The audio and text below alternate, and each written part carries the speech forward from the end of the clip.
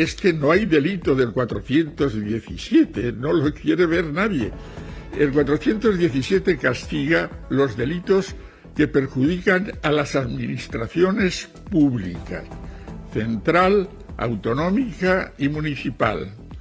El Ministerio Fiscal no es administración pública, luego no puede lesionar a las administraciones públicas. Es un órgano de relevancia constitucional, lo dice el Estatuto, y por primera vez en la historia constitucional de España está en el título sexto del Poder Judicial. Luego es un órgano de relevancia constitucional, igual que el Defensor del Pueblo, igual que el Consejo de Estado, y no es administración pública. Luego, si no es administración pública, no puede lesionar a la administración pública. ¿No? Nos habían dicho que la justicia era así. Eso por un lado.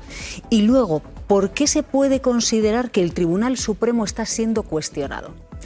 Pues fíjense, el juez instructor de esta causa, el juez Hurtado, fue nombrado por un poder judicial caduco hace 2 años. Un poder judicial bloqueado por el Partido Popular y con una mayoría conservadora que no coincidía con la mayoría que debería haber. Bueno, antes de nada vamos a intentar explicarles por qué este fallo se produce o se da a conocer, no sé si decir tan rápido, pero desde luego antes de que se redacte la sentencia, Mateo. Ha sido muy rápido en el sentido de que solo han transcurrido 8 días realmente desde que se dictó el visto para sentencia. Ha habido deliberaciones en la sala de 7 magistrados y hay algo que ya advertíamos que podría ocurrir, que es que si la ponencia recaía en Susana Polo, como ya se sabía de la sentencia original, si en las deliberaciones esa ponencia no era acatada por parte de la mayoría de la sala de 7 magistrados, o sea, de al menos 4, pues evidentemente iba a haber un cambio de ponencia que ya nos iba a adelantar o a dar una idea del sentido de la sentencia.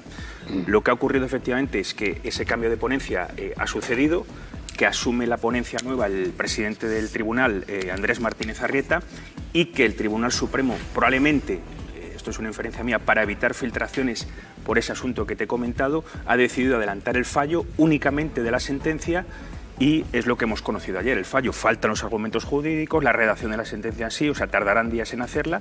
Estamos todos expectantes para leer efectivamente los argumentos jurídicos, las motivaciones del tribunal, porque al final han sido 5 magistrados los que han apoyado la condena frente a 2, entre ellas Susana Polo, la ponente original, y Ana Ferrer. Ignacio González Vega, magistrado, muy buenos días. Buenos días, Silvia. Lo que sí conocemos es el delito por el que se le condena, que no es exactamente revelación de secretos, sino revelación de datos reservados. ¿Esto qué quiere decir? Sí, esto parece que puede hacer alusión también a la nota informativa emitida por la Fiscalía General del Estado. A mí las dudas que me surgen, y es verdad que no he estado presente en el juicio, es si dicha condena es acorde con el principio acusatorio conforme lo entiende el Tribunal de Justicia de la Unión Europea. Me explico. Para condenar a una persona en un juicio, en el escrito de acusación de las partes tiene que haber una calificación jurídica precisa. Y si se condena por un delito distinto sin haber planteado, al menos como alternativa, esa calificación jurídica, podría haber una vulneración del principio acusatorio. Sí que es verdad que parece ser, y además hay que tener muy en cuenta cuando se tenga el contenido de la sentencia, ver cuáles son los hechos probados, porque en esos hechos probados tiene que quedar acreditado el delito por el que finalmente se condena. Es verdad que llama la atención, para empezar, en el fallo el delito por el que se condena y habrá que estar muy atentos al contenido de la sentencia. Claro, Mateo, aquí la nota de prensa, que es cierto, el inicio, digamos, de este caso judicial, en un punto determinado queda superada, ¿no? El Tribunal Supremo dice que lo de la nota de prensa estuvo bien. Es lo que pensábamos, porque ahora, echando la vista atrás, en las conclusiones, por ejemplo, del juicio hubo hasta 3 acusaciones populares, la Asociación Profesional Independiente de Fiscales, APIF, Manos Limpias y CAN, el Colegio de Abogados de Madrid, que apuntaron de forma subsidiaria al delito por el que inicialmente creíamos todos que estaba acusado, que conllevaba penas de 2 a 4 años de prisión, apuntaron al famoso delito, efectivamente, del 417.1 del Código Penal, que es el que habilita la inhabilitación, que es por el que finalmente ha sido condenado. Y claro, este delito Y estas acusaciones reiteraron en su alegato que la nota de prensa, que era una leyenda urbana, más o menos dijeron, que la nota de prensa no formaba parte de los hechos que se habían enjuiciado. Claro, esto nos generó sorpresa porque, bueno, el relato efectivamente es que desde la sala de admisión que abrió la causa al fiscal general hace 13 meses, entendíamos que en ese auto la nota de prensa ya era algo superado, como dices tú. Sin embargo, tú te vas a ese auto de admisión ahora, te lo lees y dices, bueno, es que a lo mejor no estaba tan claro, porque dice, por cierto, la ponente de esa auto de admisión es importante, fue Susana Polo, una de las dos magistradas que, digamos, que va a ser discrepante con la condena al fiscal general. Y decía en ese auto, efectivamente, que aparentemente en la nota de prensa los hechos que se incluyen ya habían sido revelados por los medios de comunicación. Aparentemente, creo que es un término fundamental para probablemente entender la condena. Vamos a esperar a ver los razonamientos jurídicos, Silvia, pero a lo mejor por ahí van los tiros. Claro, la nota de prensa siempre se dijo que era algo superado, avalado por el Tribunal Supremo y que lo que se estaba juzgando era si Álvaro García Ortiz había filtrado o no había filtrado ese correo electrónico del novio de Díaz Ayuso en el que reconoce 2 delitos fiscales y al que al menos 3 periodistas habían accedido antes que el fiscal general del Estado. Hay un momento del juicio a Álvaro García Ortiz que a mí me ha venido hoy especialmente a la cabeza y es cuando su defensa, la abogada del Estado, dice, pero es que nosotros no sabemos de qué nos estamos defendiendo. Efectivamente, es verdad que lo comenzaba ahora el magistrado, es el principio acusatorio. El principio acusatorio te tiene que definir claramente de qué estás siendo acusado. Efectivamente en ese auto de admisión, ahora, si tú echas la vista atrás, fue un acto de hace 13 meses en el que se abría causa al fiscal general en el Supremo, claro, no aclaraba probablemente, o no quedaba claro para la defensa si la nota se incluía o no, y no solo la nota, también la filtración, porque efectivamente son los 2 elementos nucleares de este asunto. Por un lado la nota, una nota que efectivamente él, para elaborarla, ha quedado claro en el juicio, ha quedado probado, él a sus subordinados les pide toda la documentación de las negociaciones de la confesión del abogado de la defensa de la pareja de Isabel Díaz Ayuso, de González Amador, o sea, que pide esos correos pasan por él para elaborar la nota y ahí no habría dudas, efectivamente, que en sus manos estuvieron esos correos que presuntamente después fueron filtrados. Vamos a ver cómo hila la sentencia el tema de la filtración. Yo creo que es más complicado, efectivamente, que la elaboración misma de la nota, que es evidente que tuvo acceso a sus correos para elaborar la nota famosa del 14 de marzo de 2024, que vendría a desmentir lo que ellos consideraban un bulo de Miguel Ángel Rodríguez cuando contó una versión, digamos, no real, no veraz, sobre las negociaciones de la confesión. Así que a esta hora tenemos que esperar a que se redacte la sentencia porque no sabemos el hecho concreto por el que se le ha condenado al fiscal general del Estado. Está con nosotros también José Antonio Martín Pallín, él es magistrado emérito del Tribunal Supremo. José Antonio, muy buenos días. Hola, buenos días, Silvia. Aquí con un pequeño catarro, espero que se me escuche bien. Sí, perfectamente, José Antonio. ¿Qué te parece la condena al fiscal general del Estado? Bueno, yo creo que es uno de los golpes más brutales al Estado de Derecho que se pueden contemplar en el espacio de la Unión Europea. Vulnera muchísimos principios, se ha hablado del principio acusatorio, de presunción de inocencia y esperemos a la redacción porque me da impresión que también va a vulnerar la tutela judicial efectiva al no motivar suficientemente las convicciones a las que ha llegado, pero para esto hay que esperar. Se trata de una acusación, según la nota, del 417.1 y no cabe hacer retorcimientos lingüísticos. El 417.1 habla de secretos que no deban ser divulgados. Y ahora no se puede cambiar el texto sobre la marcha, ¿no? Entonces, dentro de ese 417, resulta que hay un número segundo que dice que cuando los secretos se refieran a personas particulares, la pena es de 2 a 4 años. Entonces, el Supremo, los 5 magistrados, han hecho una maniobra, digamos, de disfraz para que la opinión pública normal, sensata, la que no se deja llevar por tendencias y por bulos, diga, hombre, haga lo que haya hecho el fiscal, 2 o 3 años de prisión es mucho.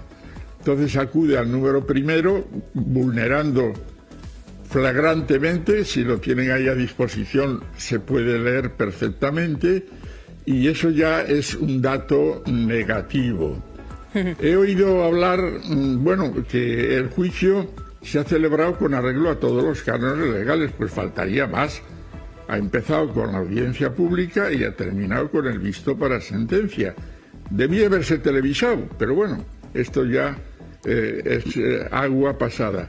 Pero la ley dice textualmente en el 746 que el tribunal dictará sentencia apreciando según su conciencia única y exclusivamente las pruebas practicadas en el juicio. Por tanto, no puede tirar de otros flecos, porque eso también vulnera la legalidad que contempla el 746. Bueno, vamos a esperar. Yo creo que va a ser una tarea digna de Houdini construir, motivar suficientemente la prueba que se va a utilizar. Yo a simple vista veo 2 indicios y con esto termino. Uno que se va a utilizar, que es el testimonio de Almudena Lastra, y otro el famoso borrado del teléfono. Y respecto del borrado del teléfono tengo que decir, no lo dije el otro día, que cuando entró la UCO a las 10 de la mañana, yo le envié un correo, un WhatsApp a Álvaro, mi amigo, bueno, pues solidarizándome, y le puse así como de broma, dice, bueno, esto solo estará leyendo la Guardia Civil, y me contestó a los pocos segundos diciendo, no, ya me han devuelto el teléfono. Entonces, ¿qué pasó? Porque no volcaron este teléfono, y eso ha desaparecido también de todo lo que hemos visto. Esperemos y vamos a ver cuál es la resolución. Claro, aquí el problema que tenemos, Mateo, enseguida vamos a entrar en el debate, es que no sabemos el hecho concreto por el que se le condena al fiscal general del Estado. Porque efectivamente se podría tirar de indicios, no de pruebas, porque no hay. Tampoco hay un testimonio directo que certifique que vio cómo Álvaro García Ortiz filtraba. Todo lo contrario, y varios periodistas que se pusieron delante del juez y dijeron, oiga, que es que a mí me lo pasó otro, sí, mucho antes que el fiscal general del Estado. Pero ¿cuál es nuestra sorpresa cuando no sabemos si se le está condenando por el correo o si podría estar condenándosele por esa nota informativa que el Supremo ya había descartado? Claro, ahí está el asunto, Silvia. Por una parte está la filtración del correo de 2 de febrero de 2024, efectivamente, que es el correo al que los periodistas en sus declaraciones aseguraron que habían tenido acceso a su contenido previamente a que Álvaro García Ortiz lo hubiera recibido para elaborar esa nota de prensa. Eso es una cosa, y ahí efectivamente, si hay una condena por eso, sería por unos indicios indirectos, o sea, por una prueba indiciaria indirecta, porque no conocemos efectivamente, y a lo largo del juicio no ha quedado claro quién filtró esos correos a la prensa. Los periodistas efectivamente dijeron que las filtraciones habían sido de otro lugar que no era la Fiscalía General, al menos 2 de ellos. Y por otra parte, viendo el tipo delictivo por el que la han condenado, solo queda pensar que la nota ha tenido algo que ver. Es que no casa en otra circunstancia. O sea, no solo la filtración por prueba indiciaria, indirecta, sino la nota.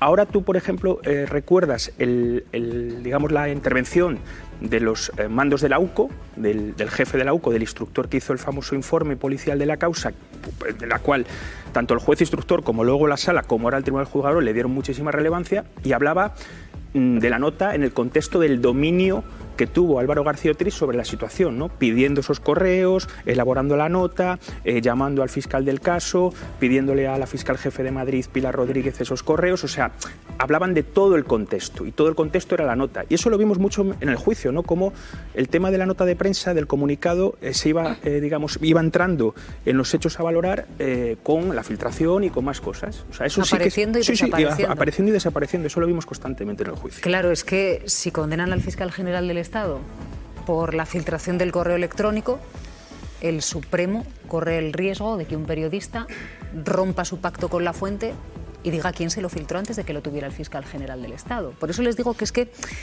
hay que esperar a la sentencia, porque con esto no sabemos el hecho concreto por el que le han condenado al fiscal general del Estado. Claro, por lo tanto todo es casi especulación, ¿no? Salvo una cosa, lo condenan, lo inhabilitan, ni siquiera está claro del todo si tiene que salir como fiscal también o, como dice el fallo, del cargo de fiscal general. En todo caso, yo creo que es el golpe más duro que recibe no la Fiscalía General del Estado por primera vez en democracia, que es así, sino la propia justicia, el propio crédito de la justicia, porque estamos ante una causa que tiene un origen netamente político, que se ha desarrollado con una contaminación política permanente y que tiene consecuencias políticas evidentes, ¿no? Esto creo que es indudable. Si además se deciden, desde el punto de vista judicial, sin aclarar si de verdad se está respetando la presunción de inocencia, porque cualquiera que haya seguido el proceso y el juicio creo que tiene como mínimo dudas muy razonables de que se esté condenando al fiscal general sin pruebas sólidas para hacerlo.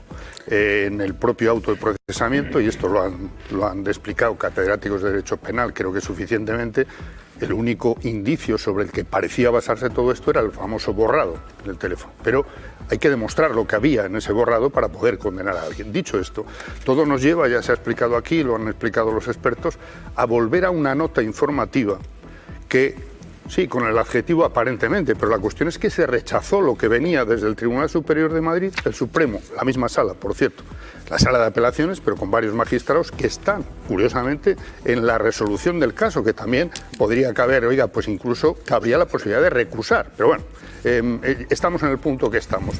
Es que esto atropella también, a mi juicio, algo tan sagrado y constitucional también, que es el derecho a una información veraz.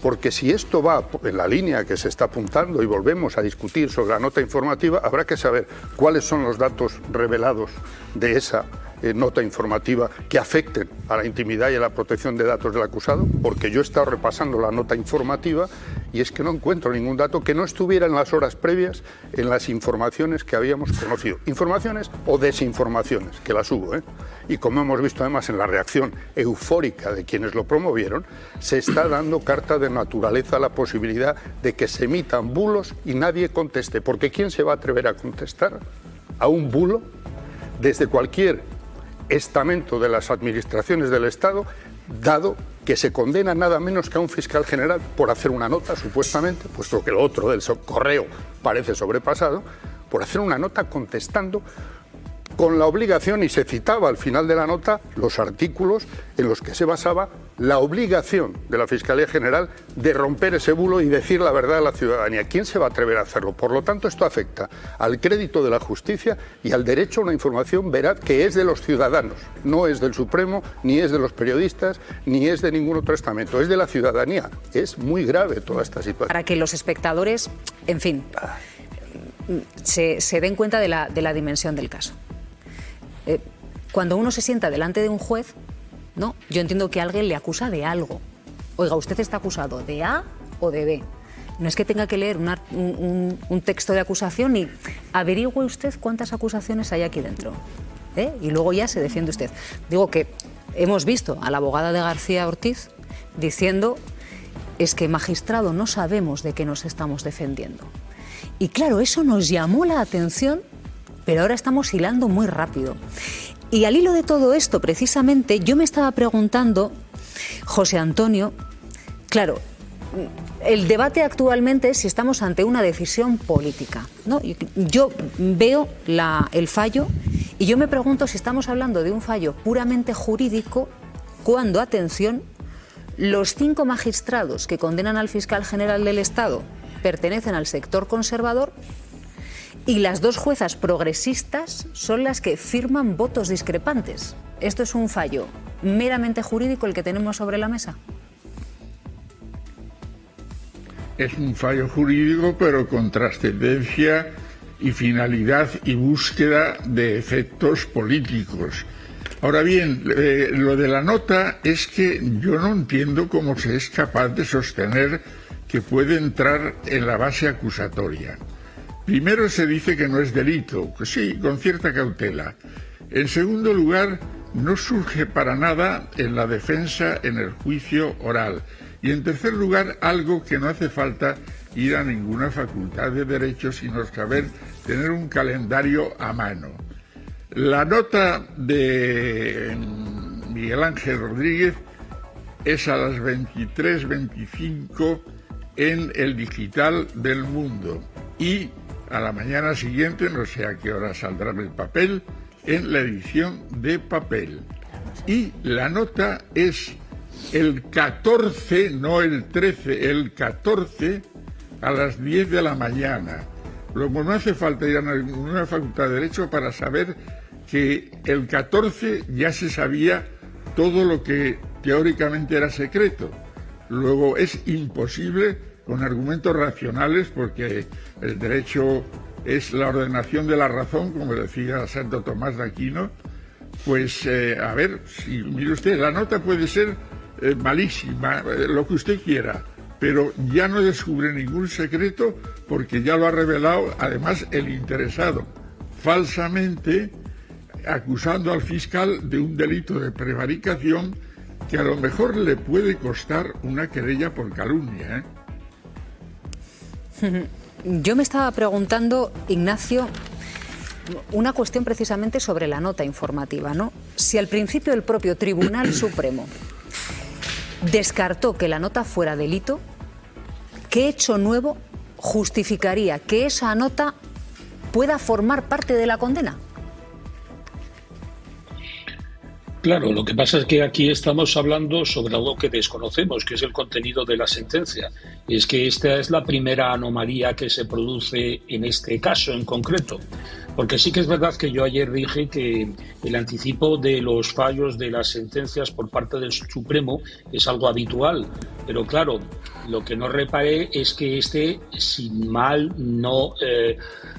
no me falla la memoria, es el primer caso que se produce en el ámbito penal, porque se han producido muchos casos, tanto en la jurisdicción civil como en la jurisdicción contencioso administrativa.